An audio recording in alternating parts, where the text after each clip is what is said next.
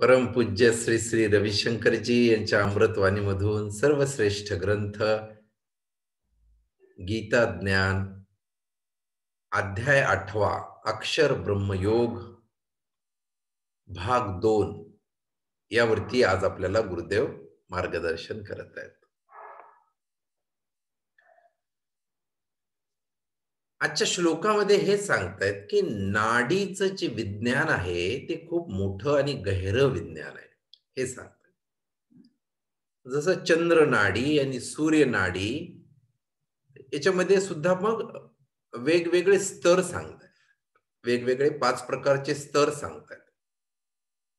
चंद्र नाडीमध्ये सुद्धा बघा वेगवेगळ्या बाबी आहेत की किती श्वास आतमध्ये जातोय, किती आपण बघा गहिरा खोल श्वास घेतला तर जास्त ऑक्सिजन मध्ये जातो, खोल नाही घेतला तर कमी जातो. परत बाहेरचं तापमान आणि श्वास घेतल्यानंतर एकदम आपल्या नाकामधून आतमध्ये जाताना त्याचं तापमान हे पूर्ण वेगळं असतं. बाहेरचं तापमान जरी कमी असेल ना तर ते थोडंसं वाढून आतमध्ये टाकतं शरीर, आणि बाहेर जास्त गरम असेल तर ते थंड करून टाकतं. असं ऑटोमॅटिक मशीन आहे आपलं बॉडी. तर अशा वेगवेगळ्या बाबी आहेत हे सांगतायत इथं, आणि म्हणून सांगतायत की हे खूप मोठं गहिरं विज्ञान आहे. जसे आपल्या शरीरामध्ये आपण जाणतोच 1,72,000 नाडी असतात. 1,72,000 मोजायचं म्हणलं तर किती अवघड आहे बघा, तेवढी नाडी आपल्या बॉडीमध्ये. आणि हे नाडीचं सगळं शुद्धीकरण, हे नाडी शोधन प्राणायाम करतो ना आपण, त्याच्यामुळे हे शुद्धीकरण होत असतं. आणि प्रत्येक नाडी आपल्या वेगवेगळ्या भावनेसाठी कारणीभूत असते. प्रत्येक नाडी म्हणजे बघा किती प्रकारच्या भावना, किती प्रकारचे विचार, किती प्रकारचे वेगवेगळे सगळे गुण अवगुण, याच्यासाठी एक एक नाडी कारणीभूत असते. जसं सांगितलंय, एक त्याच्यामध्ये नाडी असते ज्ञान नाडी. ही जेव्हा ज्ञान नाडी चालू होते ना, ती अशीच योगायोगानं चालू होत नाही, त्याच्यासाठी साधना, सेवा, सत्संग सगळं केलं तर चालू होते. आणि मग ती ज्ञान नाडी जर सुरू झाली ना तर मग सगळे चांगले विचार, प्रकाशमय जीवन, आनंद, प्रसन्नता तेव्हा जाणवते. मग अच्छा, ते नाही नसलं तर मग बाकीच्या सगळ्या नाड्या काम करायला लागतात. जसं संशय नाडी सांगितलेलं आहे. संशय नाडी म्हणले की झालं, ते सगळ्या गोष्टीत संशय. काय सांगतायत एक टीचर, काय माहितीये घरी काय काय करतात. आपण काय याला पाहिलंय का जाऊन? घरी किती बायकोसोबत भांडतोय काय माहितीये. असे नाना प्रकारचे संशय त्याच्या मनात उठत राहतात. हे संशय नाडीचं काम. तसंच भ्रमनाडी, भ्रमनाडी पण एक असतं. काही लोक बघा तुम्ही, काही असं झालं की भ्रमच्या दुनियेत राहतात. नाही नाही हे असं होणार आहे, तसं होणार आहे, आणि ते भ्रम निर्माण करतात. गाडीत जायचं म्हणलं की गाडीने जायचंय लांबच्या प्रवासाला, लगेच नाऱ्या मध्यातच बोलणार, अरे काय सांगावं, घाटामध्ये गाडी खाली पडली तर आणि आपला मृत्यू झाला तर. असं जे बोलायचं नाही ते बोलणार ते माणूस. असे वेगवेगळ्या प्रकारचे भ्रम होतात या व्यक्तींना. तसं विमानात असे लोक विमानात बसत नाहीत बघा. नाही नाही आपलं रेल्वेच बरं बाबा, पडलं तर उठता तरी येईल खाली. विमानातून पडलं त्याचा हिशोबच झाला. असं भ्रम जर पैदा झालं ना तर ही भ्रम नाडी जेव्हा खुलते असे भ्रम तयार होत असतात. तशीच भय नाडी आहे बघा, ही खूप डेंजर नाडी आहे बघा. भय नाडी काय, कुठल्याही काही लोकांना बघा कुठल्याही गोष्टीत भय येत. साधक 2 लोकांना जाऊन बोलायचंय म्हणलं, नाही नाही नाही मग ते लोक काय बोलतील, ते लोक काय म्हणतील, ते लोक मला काही अपमान करतील का, मला मारतील का, असं करतील का. जे अस्तित्वात नाही ना ते विचार करण्याने भय येतं. ऍक्च्युअली प्रत्यक्षात तसं आपण परिस्थितीला समोर गेल्यानंतर ते काही भय नसतं. ते पुढचं माणूस काहीच म्हणत नाही. ते आपण जेवढं भीतो आपल्यापेक्षा जास्त ते पुढचं भीत असतं. पण आपण घरीच तसा विचार करतो आणि भयभीत होतो. तसंच सांगितले क्रोध नाडी. काही लोक बघा क्रोध तर आपला जिवलग मित्र आहे. खूप वेळा पाहतो आपण जवळच्या जवळच्या व्यक्तींमध्ये. तर हे सांगतायत की हे नाडीचं खूप खोल गहरं शास्त्र आहे. वेगवेगळ्या नाडी वेगवेगळ्या भावनांशी कारणीभूत असतात. अच्छा याच्यात एक सुंदर गोष्ट हे सांगतायत की दुसऱ्यांच्या नाडीचा प्रभाव सुद्धा आपल्यावर पडतो. म्हणून बघा इथं संगत चांगली असावी. सगळ्या शास्त्रात हेच सांगितलंय हो. कोण्याच शास्त्रात सांगितलं नाही दारू पिणाऱ्या माणसासोबत फिरा बाहेर म्हणून. कुठंच सांगितलं नाही. कोणासोबत फिरायचंय? जे ध्यान करतात, जे सत्संग करतात, हं? जे भजन गातात, जे चांगल्या चांगल्या कथा सांगतात. अरे याची संगत करा ना. वाईट बोलणाऱ्याची कारण हे का सांगितलेलं आहे? कारण त्याचा प्रभाव पडतो आपल्यावर. एकदम रागिष्ट माणसासोबत तुम्ही काही दिवस राहून बघा, तुम्ही पण राग करायला लागतात. किंवा भित्र्या माणसासोबत राहा, तुम्हाला पण भीती वाटणार. तर हे सांगतायत. जसं हे सत्य आहे ना, त्याचं उलट पण सत्य आहे. आपली जर ज्ञान नाडी चालू असेल आणि एखादा अज्ञानी जर आपल्या संपर्कात आला, तर त्याला सुद्धा ज्ञान होणार. हे सुद्धा सत्य आहे. दोन्ही गोष्टी सांगतात. म्हणून आपल्यासारख्या साधकांनी वारंवार वेगवेगळ्या लोकांच्या घरी जायचं. त्यांना सगळं ज्ञान सांगायचं, कोर्सचं सांगायचं. नुसतं चहा पिऊन वरवरच्या गप्पा मारून यायचं नाहीये आपल्याला एवढं ज्ञान. एवढं गहरं ज्ञान त्याच्यासाठी नाही दिलंय हां. तर हे सांगतायत की या अध्यायात पूर्ण मरण्याचं शास्त्र सांगितलेलं आहे. आपल्या ट्रस्टचं नाव आहे बघा आर्ट ऑफ लिव्हिंग, जीवन जगण्याची कला. पण इथं श्रीकृष्ण काय सांगतायत? मरण्याची कला सुद्धा शिकवतायत. आर्ट ऑफ डाईंग हे सांगतायत. मग गुरुदेव सांगतायत की जसाही तुमचा मृत्यू जर जवळ आला तर लगेच सरळ बसा, पाठीचा कणा ताठ ठेवा, दोन्ही हात गुडघ्यावर ठेवा, ओम नमः शिवाय म्हणा, प्राण जागृत करा आणि मोक्षाला प्राप्त व्हा. या प्रकारचं ज्ञान इथं देत आहे. त्यामुळे बघा हे आपण खूप वेळा कथेमध्ये वगैरे ऐकतो की योगी जे असतात ना, इच्छा मरण घेऊ शकतात. त्यांच्यामध्ये एवढी शक्ती जागृत होते. हे काही म्हणजे ही अंधश्रद्धा नाहीये. ज्यांना ज्ञान नाही त्यांना अंधश्रद्धा वाटतं. पण खरा जो ज्ञानी माणूस आहे ना, हा खरा ज्ञानी माणूस हा. उगी अज्ञानी माणूस म्हणला मी या तारखेला मरणार आहे त्याला काही अर्थ नाही. ज्ञानी माणूस आपलं मरण कधी होणार काय नाही श्रेष्ठ साधक हे ठरू शकतो किंवा जी वेळ त्याची ठरलेली आहे ना ती वेळ सुद्धा त्यांना कळते.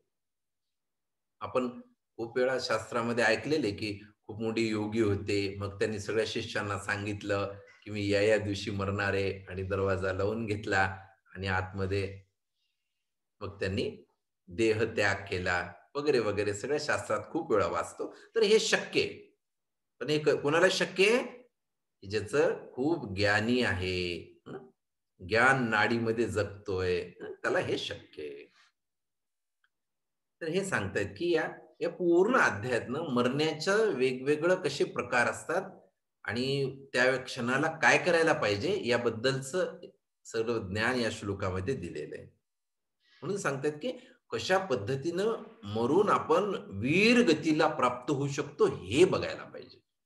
पूर्ण ज्ञानात राहून साधना करून आपली पूर्ण चेतना जागृत ठेवून मजबूत आत्म्याने जर आपण गेलं ना मग दैवलोकात जाऊ, मग वापस येणार नाही आपण. वीरगतीला प्राप्त होऊ हे सांगतात. हे ज्ञानी माणसाचं लक्षण आहे. अज्ञानी माणूस काय करतो? अरे बापरे! हे सगळं झंझट मला नको, आत्महत्या करतो. आत्महत्या करणारा एवढं म्हणजे इतका मोठा मूर्ख दुसरा कोणीच नाहीये हे सांगतायत. आत्महत्या करणं महापाप सांगितलेलं आहे.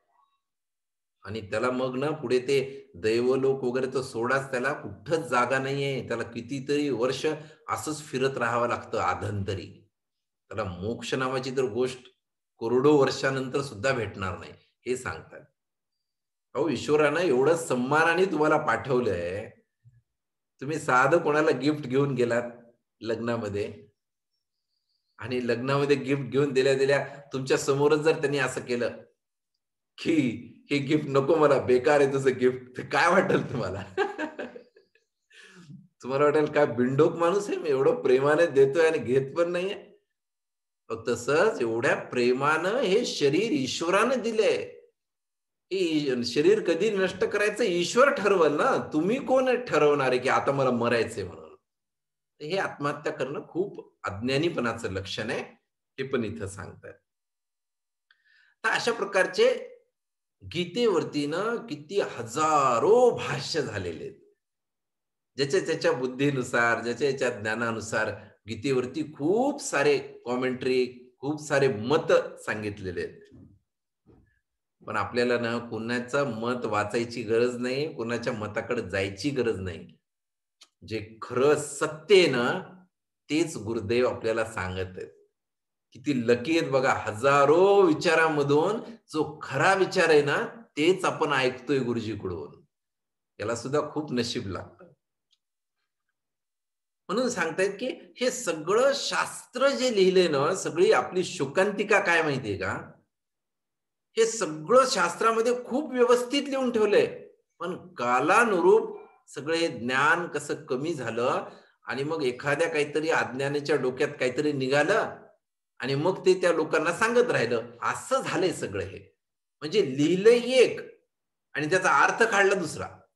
हे याच्यामध्ये ते शासकीय अधिकारी फार एक्सपर्ट असतात बघा. ते सेंट्रल गव्हर्नमेंटचा एक जी-आर येतो.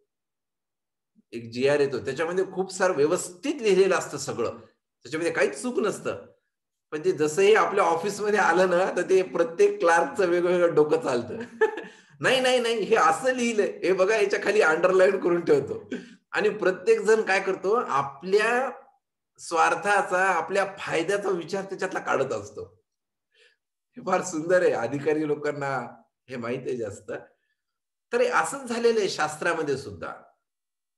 थोडंसं अर्धज्ञानी आधीच सगळे लोकं अशिक्षित आणि अज्ञानी होते आणि मग त्याच्यात एखादा अर्धवट अज्ञानी येतो आणि मग आपल्या मनाचं काहीतरी सांगत जातो. आणि मग सगळा गैरसमज पसरतो समाजामध्ये. ॲक्चुअली हेच झालेलं आहे. खरं ज्ञान आपल्यापर्यंत पोहोचलंच नाही म्हणून जीवन दुःखानं भरले हो. खरं ज्ञान आल्यानंतर दुःखाची काय हिंमत आहे आपल्या जवळ यायची. आता हे उत्तरायण आणि दक्षिणायन अशीच बातमी पसरलेली आहे.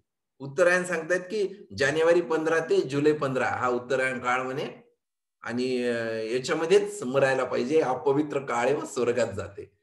किंवा दक्षिणायन जर घेतलं ना, मग जुलै 15 पासून पुढे मग जानेवारी 15 पर्यंत हा दक्षिणायन काळ सांगितलेला आहे. मग याच्यामध्ये मरावं.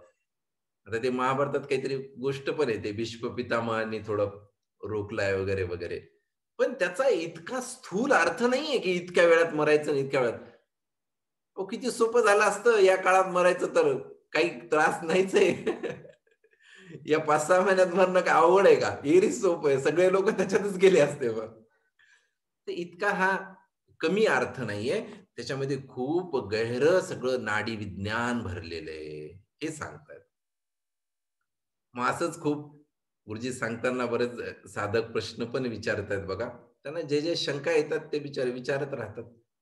जसं सांगतायत की ते अ, वैतरणी नदीमध्ये तर वैतरणी नदीमध्ये जर आपण त्याच्यात स्नान वगैरे केलं तर आपल्याला पूर्ण वैभव प्राप्त होतं. गतजन्माचं वगैरे अशी एक आख्यायिका आहे. तर त्याच्यावरती गुरुदेव सांगतायत की नदी हे ज्ञानाचं प्रतीक सांगितलेलं आहे. हं. जेव्हा ज्ञान आपल्याला पूर्ण होतं ना, तेव्हा सगळेच्या सगळे मागचे कित्येक झालेले जन्म सुद्धा शुद्ध व्हायला लागतात. समजा मागच्या जन्मात आपण काही चुका केल्या असतील ना, तर या वर्षीच्या जीवनात आपण ज्ञान साधना जर केली, तर मागचे कर्म सुद्धा शुद्ध होतात. एवढं शक्ती आहे ध्यानामध्ये. तर हे सगळं सांगितलंय वैतरणी नदीचं आणि ज्ञानाचं हे सूत्र आहे. तर हे सांगतायत. पण लोकांनी काय हे सगळं ज्ञान आणि हे सगळं दिलं सोडून आणि एवढंच धरलं की त्या नदीमध्ये स्नान. मग तिथं इतके लोकं जाणार की लोकं गर्दी होऊन मरणार तिथं मग. हे इतका छोटा अर्थ नाहीये त्याचा हे सांगतात. तसंच बघा गोदानचं पण सांगितलेलं आहे. गायीचं तर महत्व आहेच आहे. आपण जीवन जगत असताना गाय आपल्याला खूप उपयुक्त आहे. त्याचं दूध उपयुक्त आहे. आणि जी गावरान गाय असते ना, त्याचं आता तर खूप महत्त्व कळलंय. आता जेव्हा महत्त्व कळलंय, तेव्हा गावरान गायच राहिली नाही. तेव्हा महत्त्व कळलंय आपल्याला. जेव्हा होते आपल्याकडे तेव्हा त्याची खबरच नव्हती. हे झालंय. पण गायीचं दान द्यायचं हे पण संकल्पना जी आहे ना, तर गायीचं दान देणं म्हणजे गो म्हणजे ज्ञान. ज्ञानाचं दान द्यायचंय. पहिले आपली मुलगी लग्न होऊन जाताना तिच्याकडे गाय द्यायची प्रथा आहे. म्हणजे नुसती गाय गाय तर देणं चांगलंच आहे. गाय जाईल, ते दूध पितील मुलं तिचे, ते तर चांगलंच आहे. त्यात वाईट काय आहे त्याच्यात? ते तर द्यायलाच पाहिजे. पण त्याच्यापेक्षा श्रेष्ठ हे आहे, की आपल्या मुलीला आपण ज्ञान द्यायचं. आपल्या मुलीला जर ज्ञान दिलं, तर ते दुसरं घर पण वाचेल. ते ते ते घर आनंदानं राहील. ही संकल्पना आहे त्याच्यामागची. म्हणून बघा कमीत कमी दुसऱ्या लोकांना नाही तर नाही, पण आपल्या घरच्या मुलींना तरी कोर्स, एडव्हान्स कोर्स करून पाठवायला पाहिजे. म्हणजे ती पण शांत राहील, त्यांचं घर पण शांत राहील. हे सांगतात. म्हणून सांगतायत की इथं गीतेचं जे महत्व आहे, ते श्रीकृष्ण वेगवेगळ्या मार्गाने इथं सांगत आहेत. आणि हे सांगतायत, की आपण स्वतःच एक तरंग आहोत, चेतना आहोत, परमात्मा आहोत. आणि आपल्याला कुणीही मारू शकत नाही, कुणी भिजू शकत नाही, कुणापासूनही आपण अपमानित होऊ शकत नाही, हे सगळं सांगतायत. पण मध्यंतरीच्या काही काळात फक्त कर्मकांडालाच लोकांनी पकडलं आणि त्या कर्मकांडामध्येच अडकत राहिले बराच काळ, हे सांगतायत. ते पूजा करायला येतो ते पंडितलाही माहीत नसतं कशी पूजा करावा, त्या बसणाऱ्याला तर माहीतच नसतं. ते दोघांनाही माहीत नसताना बघा ती पूजा अर्चा कशी होत असेल, हे सांगता इथं. फक्त कर्मकांड हे श्रेष्ठ नसून त्याच्या मागचं जे गहरं विज्ञान आहे, ज्ञान आहे ना, ते समजणं गरजेचं आहे, हे सांगतात. तसं श्राद्ध करतो बघा, श्राद्ध हे सुद्धा की नाही खूप श्रद्धेनं करायला पाहिजे.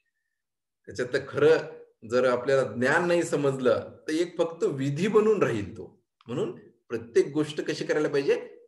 श्रद्धेनं करायला पाहिजे. आणि श्रद्धा काय? जे माहिती नाही ना, त्याच्यावरती विश्वास ठेवणं, त्याला श्रद्धा म्हणतात. बघा आता मृत्यूनंतर काय होणार माहिती नाहीये, पण शास्त्रात लिहिलंय असं-असं करायचंय. त्याच्यावरती विश्वास ठेवून जर आपण केलं, त्याचा सन्मान केलं ना, तरच त्याचं फळ मिळतं, हे सांगतात. म्हणून सांगतात की शरीर आणि प्राण. एक शरीर, स्थूल शरीर एक छोटं शरीर असतं आणि प्राणचं जे आयाम असतो तो खूप मोठा असतो, हे सांगतात. म्हणून प्राण जे शरीर आहे, सूक्ष्म प्राण जो आहे त्याचं आयाम खूप मोठं आहे आणि दिसते ते स्थूल शरीर खूप छोटं आहे. परंतु आपण प्राणायाम, ध्यान काहीच केलं नाही आणि प्राण आपला एकदम असा सिकुडला शरीरापेक्षा जर लहान झाला, तर मग ते दुःख येतं. मग त्याला वाटतं, की पटकन शरीर सोडून द्यावं. आणि म्हणून लोक आत्महत्येच्या मागे जातात बघा. त्यांना काय वाटतं का आत्महत्या करावा? पण हे प्राण एकदम कमी होतो, सिकुडला जातो. जसं गुरुदेव खूप सुंदर उदाहरण देतात. एकदम लहान साइजचे जर कपडे घातले आपण, तर एकदम आपल्याला कम्फर्टेबल नाही वाटत. ते कधी लहान साइज काढून टाकावं आणि योग्य साइज घालावं हे वाटतं. तसंच आपल्याला प्राण जर एकदम कमी झाला ना, तर मग हे दुःख, संशय, भय सगळं येतं आपल्यामध्ये. म्हणून गुरुदेव सांगतात, की खूप वर्षापासून लोकांना हे माहीतच नाही, की प्राणाची गती वाढवायची कशी? म्हणून बघा कोर्स केल्या-केल्या शेवटच्या दिवशी त्याचे अनुभव बघा कसे असतात. मला खूप छान वाटायले, मला खूप प्रसन्न वाटायले, खूप आनंद वाटायलाय. अरे कुठून काय आपण बाहेरून आणून काही टाकलंय का त्याच्यात? काहीच नाही. थोडंसं प्राणायाम, ध्यान केलं, सुदर्शन क्रिया केली ना, ऑटोमॅटिक प्राणचा असा विस्तार होणार. आणि जसंही विस्तार झाला ना, आनंदाची अनुभूती येणार त्याला. हो, विलक्षण कोर्स आहे आपला. आपला कोर्स इतका सुरेख डिझाइन केलाय ना गुरुजींनी. मी सांगतो ब्रह्मांडात असा एकही माणूस नाही, ज्यांनी कोर्स केला आणि कोर्सच्या नंतर म्हणला, "अरे काय बोर कोर्स आहे, मला नाही आवडला." एक माणूस आणून दाखवा तुम्ही, एक माणूस. अशक्य आहे. हां, ते येईपर्यंत त्याला कष्ट घ्यावे लागतात, हे मान्य आहे. पण एकदा आल्यानंतर त्याला तो प्राणाचा विस्तार जाणवणार आणि आनंदाची अनुभूती झाल्याशिवाय राहणारच नाही. या प्रकारचं ज्ञान इथं सांगतात. आणि मग आपले जे मंदिर बांधलेले आहेत ना, मंदिराचं हेच प्रयोजन होतं, की तिथं सगळ्यांनी यावं, बसावं, ध्यान प्राणायाम करावा आणि असा विस्तारलेल्या प्राणाचा अनुभव करावा. ही संकल्पना आहे मंदिराच्या मागे. म्हणून सांगतायत. आणि असं जर मग ज्ञान झालं, मध्यंतरी काही असे धर्मगुरू सुद्धा झाले, त्यांनी सुद्धा हे सांगितलं नाही. चांगल्या लोकांनी सुद्धा सांगितलं नाही. मग प्राण कसा वाढवाय कळालंच नाही. मग शेवटी लोकांकडे एकच पर्याय राहिला, करा आत्महत्या, करा दुःखामध्ये जगा. म्हणून सांगितलं इथं बघा, एक या श्लोकामध्ये सांगतायत, की चांगल्या लोकांचं हे एक मोठं कर्तव्य आहे त्याचं, की हे ज्ञान पसरवायचं. जे व्यसनी आहे, ज्याचा प्राणा खूप डाऊन झालाय, त्याच्याकडून काय अपेक्षा आहे हो? जे चांगली लोक आहेत ना, त्यांच्याकडे जिम्मेदारी येते, की अज्ञानी लोकांना ज्ञानी कसं बनवायचं, हे सांगतायत त्याच्यामध्ये. म्हणून सांगतायत. आणि असं केल्यावरच मगच आत्महत्या थांबवू शकतात, दुःखी होणं थांबू शकतं, हे सांगतायत. पुढे मग अशाच प्रकारचा पुन्हा एक प्रश्न विचारतायत, की ते भगीरथी नदीचं सुद्धा एक उदाहरण देतायत. जे पूर्वजांना जीवन प्रदान करतं वगैरे अशी आख्यायिका आहे भगीरथी नदीचं. तर तिथे पण गुरुदेव हेच सांगतायत, की इथं सुद्धा नदी हे जे प्रतीक आहे ना, ज्ञानाचं प्रतीक आहे. आणि ज्ञान दिल्यानंतरच खरा तो मुक्त होऊ शकतो. आपले सगळे पूर्वज सुद्धा ज्ञान देऊनच मुक्त होऊ शकतात. ही हे तसं. आणि परत सांगतायत, की ज्याचा जसा मृत्यू व्हायचा आहे ना, ते तसं त्या आत्म्याने संकल्प घेतलेला असतो. काही समजा खूप जुने कर्म असतील, तर ते फेडावे तर लागतातच. मग काही आत्मा जन्मताच हे संकल्प घेऊ शकते, की बाबा एवढे-एवढे जे कर्म आहेत, ते माझ्या ह्या-ह्या बिमारीतून नष्ट होऊन जाऊ दे. म्हणून बघा खूप ज्ञानी काही खूप भक्त जरी काही असतील, तर शेवटी-शेवटी फार काही रोगानं, कॅन्सर होऊन अशी जातात. तर याच्यात आपल्यासारख्यांना फार दुःख आणि हे करून घ्यायची गरज नाही. हा त्यांच्या आत्म्यांचा संकल्प असतो आणि त्या संकल्पानुसार ते तसं बिमारीचं वगैरे रूप घेतात आणि त्याच्यातून मग ते मुक्त होतात. हे त्यांच्या आत्म्यासाठी चांगलीच गोष्ट आहे, हे सांगतायत. आणि मग सांगतायत, की या श्लोकामध्ये एक सुंदर सांगितलंय बघा, अहो आत्मा काय इतकी अज्ञानी आहे का? जगमान्य आत्मा सगळं ब्रह्मांड चालवत आहे, तर तिनं जसं शरीर धारण केलं ना, तसं शरीर कसं सोडून जायचं हे सुद्धा जाणते आपली आत्मा. बसून आपल्याला विचार करायची गरज नाही, मग मरताना कसं होईल, मरताना कसं व्हायचं तुम्हाला काहीच करायचं नाहीये. आत्मा सगळं ऑटोमॅटिक करणार आणि शरीर सोडून कसं जायचं हे सगळं विज्ञान तिला मुपाट आहे. कितीतरी वेळा आली आणि कितीतरी वेळा गेलेली आहे ती. त्याच्यामुळे काहीच चिंता करायची गरज नाही. ते ज्यावेळेस गुरुदेव उदाहरण देतात बघा, आपण जुनं घर सोडलं आणि नवीन घरात जातोय, तर जुन्या गोष्टी आपण काही सोडून जातो. काही सोडून जातो, काही जळून टाकतो. हं. तसं आपल्या आत्म्याला सगळं माहिती आहे, की शरीर सोडून कसं निघून जायचं आणि कधी निघून जायचं हे पण माहिती आहे. पण ते सगळं आत्मा करण्याच्या आधी तिला कसं प्रसन्न करावं हे विज्ञान शिकणं गरजेचं आहे. हे सांगतायत इथं. म्हणून दुसऱ्यांच्या मृत्यूपासून दुःखी होण्याची आपल्याला काहीच गरज नाही. अशी कल्पना देतायत. याच्याबद्दलचं अजून मृत्यूचे काही गूढ रहस्य आहेत, ते आपण उद्याच्या भागात बघूयात.